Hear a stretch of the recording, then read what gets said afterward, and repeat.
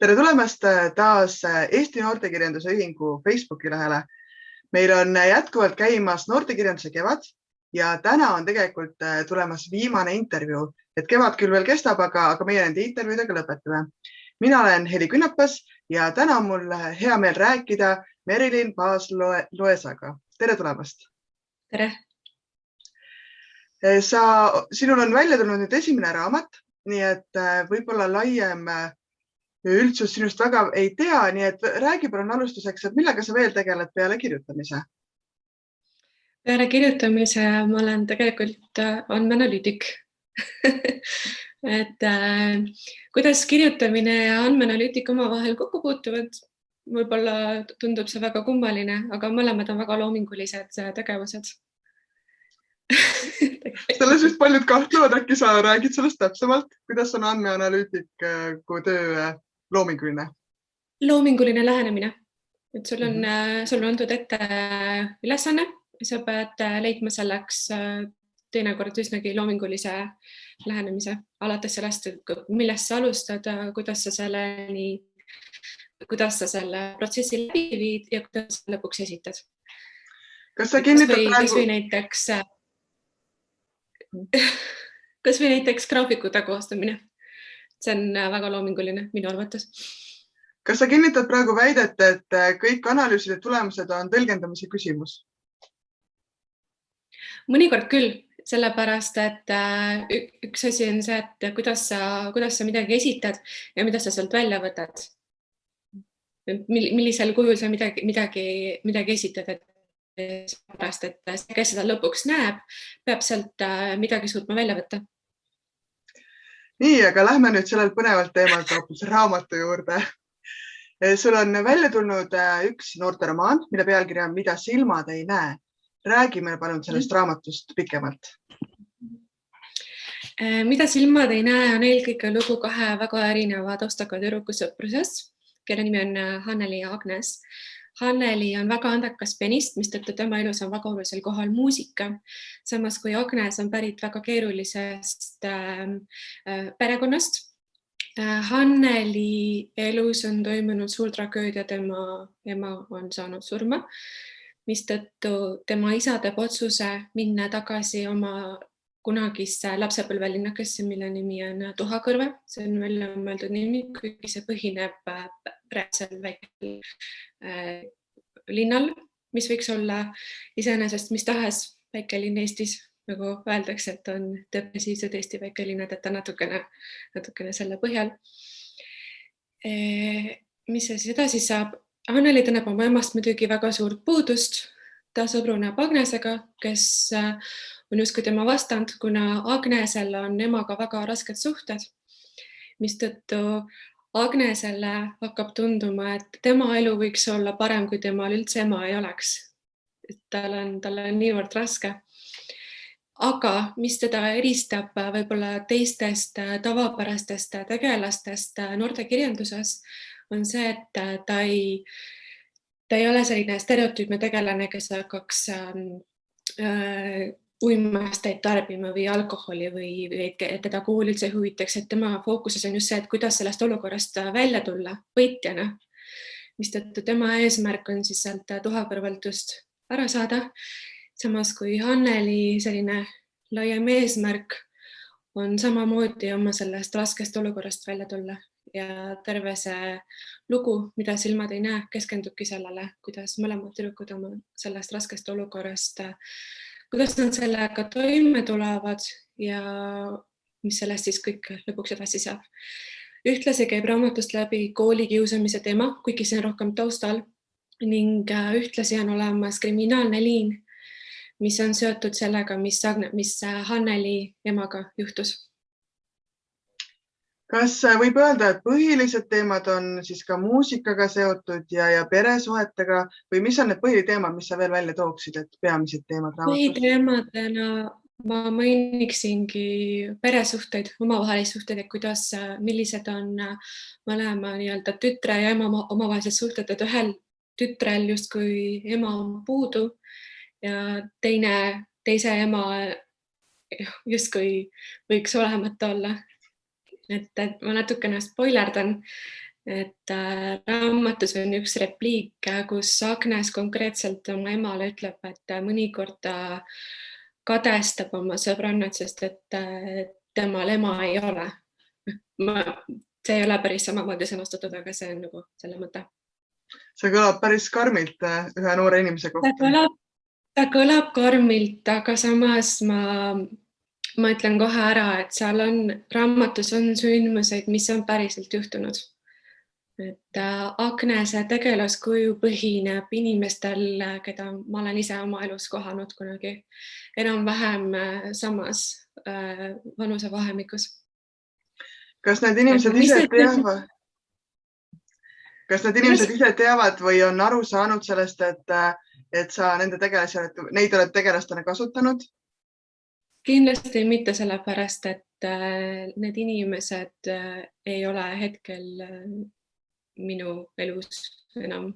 Et need on lihtsalt kunagi läbi käinud, millega ma olen kokku puutunud, mida ma olen näinud, kuulnud.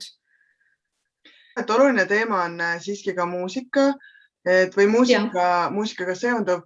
Et milles selline teema käsitlus, kuna seda on päris vähe tegelikult Eesti noortekirjanduses kasutatud? Kui ma ise olin sellises vanuses, siis ma ise tegelesin muusikaga, et ma küll ei olnud pianist ja ma ei olnud tipptasemel ega midagi, aga see kuidagi jäi kõlama ja just sellepärast, et ma ei tea ühtegi teist raamatut, kus oleks tegelasel muusika niivõrd olulisel kohal olnud, et ma tahtsin tuua selliseid natuke teistsuguseid teemasid oma loosse.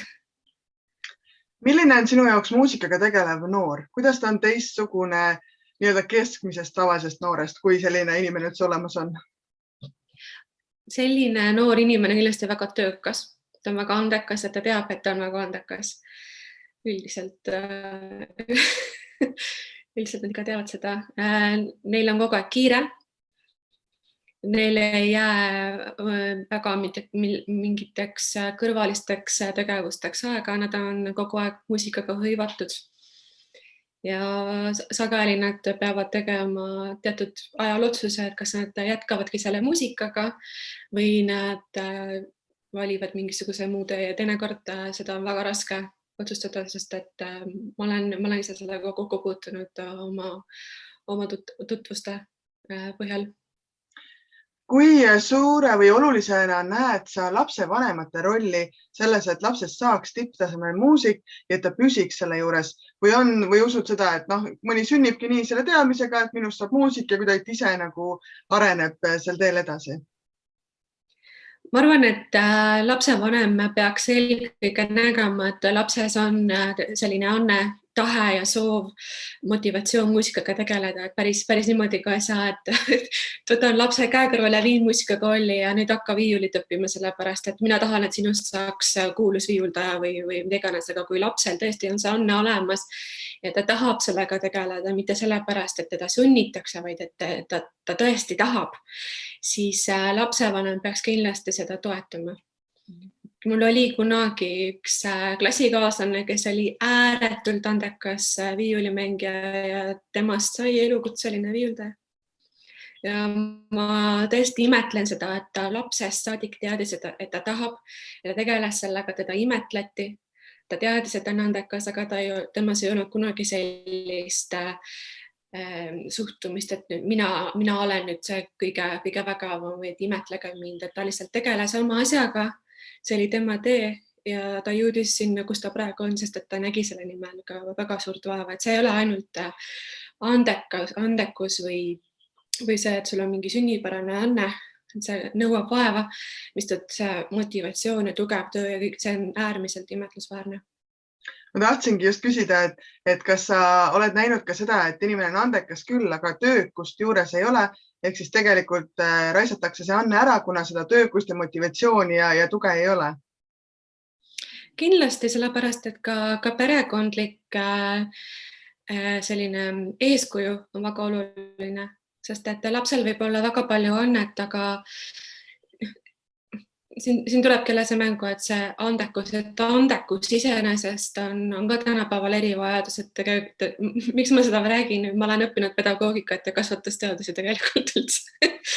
et meile kogu aeg räägiti, et ka andekus on selline asi, millele on vaja tähelepanu pöörata, sest väga sageli ei panda tähele, et kui lapsel on näiteks ta ei tee koolis kaasa või tal ununevad mingid asjad ära ja ta hakkab lihtsalt tekivad käitumisprobleemid näiteks, aga ei panda tähele, et tegelikult laps on niivõrd andekas, et tal on igav ja pööratakse tähelepanu hoopis valedele asjadele või perekonnas lihtsalt ei saada sellest aru, et last on vaja arendada. Tal on vaja seda stiimulit pakkuda, et tema anded edasi areneksid. Mistõttu isegi see korreleerub sellega, et kuivõrd palju vanemad ise haridust väärtustavad. See andekate laste kui erivajaduse teema minu jaoks üks väga südamelähedane teema ja mulle nii meeldib, et see praegu üles tuli. Et ma küsin veel selle juurde, et kas sina usud seda, et kui nooremas eas andekat last ei märgata, siis kuskil 5.–6. klassis, siis pigem on ta õppeedukuselt seal halvemate seas või siis ilusti seal keskmise seas? Ma arvan jah, et ta pigem hakkab langema, et Tallinnas on niimoodi, et kõik lapsevanemad tahavad panna oma lapsed eliitkooli, et küll ta siis seal areneb, aga kuidagi see lapsevanema roll peaks ka sinna juurde käima. Et ma mäletan ülikooli esimesel aastal, mille räägiti, et väikese lapse jaoks, kes läheb alles kooli, tema jaoks on kõige parem kool see, mis on kodule kõige lähemal. Et ta ei pea ilmtingimata kohe minema sinna kuskile eliitkooli, sellepärast et veel ei ole need erinevused niimoodi märgata, et kas ta on andekas ja kas ta üldse tahab ja kas ta viitsib, et ei pea nui 4 minema sinna kõige paremasse kesklinna kooli, et just täpselt nagu sa praegu ütlesid, kui ta on seal kuskil 5.–6. klassis, siis on juba rohkem näha, et kas on mõtet panna last siis kuskile sinna sügavama kallakuga kooli, kus ta siis saabki täpselt oma neid andeid edasi arendada või ei ole see talle niivõrd vajalik ja las ta olla omas tempos, et me ei pea olema kõik täpselt ühesugused. See on väga-väga põnev teema, et kas sinu raamatust ka need sinu teadmised tulevad välja või neid sa kasutad mõnes järgmises raamatus? Ma ei oska niimoodi öelda, et siin oma raamatus ma nagu ei tee sellest juttu, et kas kumbki tegelane on nüüd väga edukas koolis või mida iganes, et on küll palju stseene, mis leiavad aset koolis, kuna nad on koolinoored, kes käivad 9. klassis, aga see ei ole selline põhiteema. Näita palun seda raamatut nüüd ka ja räägi, kas see kaanepilt sinu jaoks läheb kokku looga või kuidas sulle see kaanepilt tundub? Kaanepilt läheb väga looga kokku ja mul on väga hea meel, et tänapäeva kirjastus küsis minu arvamust, et milline võiks kaanepilt välja näha. Ja lõpuks jäigi niimoodi, et on 2 tüdrukut, kes kõnnivad mööda raudteed. Kas siis natukene ilusama tuleviku poole, aga käsikäes. Mõlemad koos, sellepärast, et mõlemad on teineteisele toeks, nendest saavad väga head sõbrannad. Miks on raudtee? Sellepärast, et raudtee temaatika käib raamatust mitmel korral läbi, kuna linnas on raudtee ja see natukene sümboolne ka, et ma ei hakka spoilerdama, aga raudtee on seal siis teatud põhjusega. Väga vahva. Kõlab väga palju tõotavalt, aga nüüd lähme raamatust edasi noorte juurde, et sa kirjutad noortele. Miks mitte hakata, et tihti tuntud inimesed hakkavad lasteraamatust, et igaüks oskab lasteraamatut kirjutada, aga miks sina alustasid noorte raamatust? Ma väga tahaksin kirjutada ka lastele, aga ma arvan, et lastele on veelgi raskem kirjutada kui noortele, sellepärast, et ma arvan, et ma ei oskaks ennast panna sellisele tasemele, et see keeleline pool loost oleks piisavalt lapselik, aga mitte liiga lapselik, sest et esiteks sul peab olema lugu, kui sa kirjutad lapsele ja see peab olema eakohane, see peab olema loetav ja see tundub natukene keeruline minu jaoks, aga miks on noortele hea kirjutada ja miks mulle meeldib noortele kirjutada, on see, et noortele saab kirjutada praktiliselt mis tahes teemal. räägin, kes on sellised 4, 5, 16-aastased, nad loevad absoluutselt kõiki teema, sest nad on alles kujunemisjärgus, neile võib kirjutada suhete teemal, neile võib kirjutada ajaloolisi lugusid, neile võib kirjutada kooli teemal, ulmet, no, täitsa mida iganes. Neile võib kirjutada lihtsamaid lugusid, mis on lihtsalt sellise pigem meelelahutusliku elemendiga, neile võib kirjutada raskemaid teemasid, mis tõesti panevad mõtlema, nagu hiljuti kõige esimene, mis selles viimases sarjas ilmus, oli Jana Maasiku Enne lõppu, mida ma isiklikult ei ole lugenud, aga ma väga palju loen, mida teised kirjutavad ja arvavad ja üldse, millest need lood räägivad. Ja väga palju on toodud esile tema raamatu puhul just seda, et see on selline sügavam sissevaade, rohkem kontemplatiivne, mistõttu saab kirjutada sellist sügavamat lugu, aga samas on ka, ma mäletan oma kooliajast need Videviku raamatud, mis ei ole küll teab mis kirjanduslik tippsaavutus, aga see on äärmiselt kaasahaarav ja meelelahutuslik. Et noortele võib kirjutada absoluutselt kõigest. See, et noored on arenemisjärgus, kas sul ei tekita see ka tunnete, sest vastutuse tunnete, et sa võid kirjutada kõigest, aga et tegelikult peaks nagu mõtlema, mis sõnumid sa ikkagi noortele edasi annad? Täpselt, ja. Et mõned autorid kindlasti üritavad noori suunata mõtlema teatud suunas, mida ma väga õigeks ei pea, sellepärast, et rohkem, kui ma kirjutan mingisugusel tõsisel teemal, mida võib ka võib-olla minu raamatu puhul esile tuua, see mõte peaks olema rohkem see, et on mingisugune sündmustik, nende tegelastega juhtub midagi, aga see, et mida see lugeja lõpuks sealt välja võtab või mis tunded, mõtted, arvamused, suhtumised temal tekivad sellega, et see peaks jääma siiski lugeja enda otsustada minu arvates.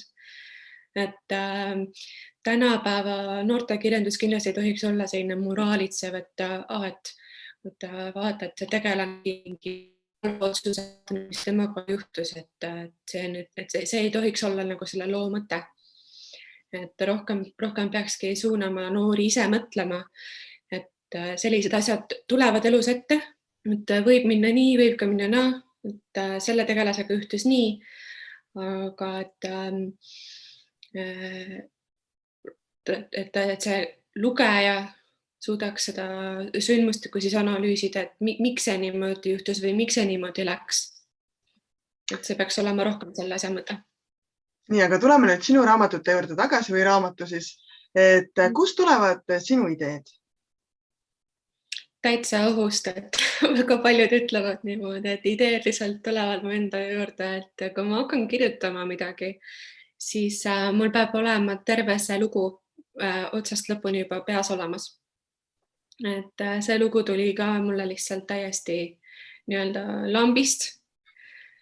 Ja lihtsalt sinna hakkasid sugenema sellised mõtted ja mälestused, nagu ma enne mainisin, et asjadest, mida ma olen ise kogenud. Kui kaua sa seda raamatut kirjutasid? Ma hakkasin seda kirjutama kuskil 1,5 aastat enne, kui ma selle valmis sain. Ja valmis ma sain selle just eelmisel aastal, kui oli see suur kodus istumise periood. Ma kasutasin seda väga edukalt ära.